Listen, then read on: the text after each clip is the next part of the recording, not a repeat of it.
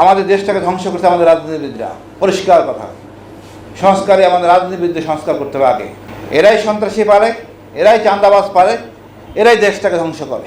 আমার মনে হয় রাজনীতিবিদ যারা মেম্বার অফ পার্লামেন্ট হন, এদের ডিউটি ফ্রি গাড়ি, এদের প্লট উন্নয়ন থেকে বাদ দিতে হবে। আর আমাদের একটা মানদণ্ড দাঁড় করাতে হবে, এরা আমাদের শাসক হবে, অর্থাৎ মেম্বার অফ পার্লামেন্টের সদস্য হবে।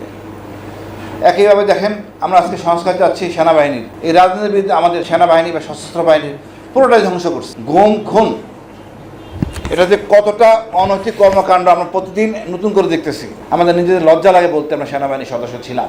এখন এক পক্ষ আছে এদেরকে আবার রক্ষা করার জন্য উঠে পড়ে লাগছে। আমি তো মনে করি যদি এতে সবগুলি জেনারেলকে বাড়ি পাঠিয়ে দেওয়া হয় কোনো সমস্যা নাই। 71 সালে আমরা অল্প কিছু সার্ভিসের 15-16 বছরের চাকরি করা অফিসাররা দেশটাকে গঠন করতে পারছে, এবং তা আবার বৈরী পরিবেশে রক্ষী বাহিনীর সাথে কাউন্টার করে। এখন আমাদের যারা আছেন ভালো, তাদেরকে আমরা রেখে দেশটা আগে নিয়ে যাই। এই আওয়ামী চেতনা নিয়ে আমরা আগাতে পারবো না। আমাদের শত্রু ভারত, তার আগে হলো আওয়ামী লীগ, যেটা আমাদের ব্যারিস্টার ফুয়াদ ভাই বলছেন। আমাদের প্রধান শত্রু হলো আওয়ামী লীগ। তা বিডিআর হত্যার মাধ্যমে তারা আমরা পরিষ্কার। তো আমি মনে করি আমাদের এই শত্রুটাকে চিহ্নিত যদি আমরা করতে পারছি, একই সাথে ভারতকে আমরা চিহ্নিত করতে পারছি, এটা আমাদের চিরশত্রু।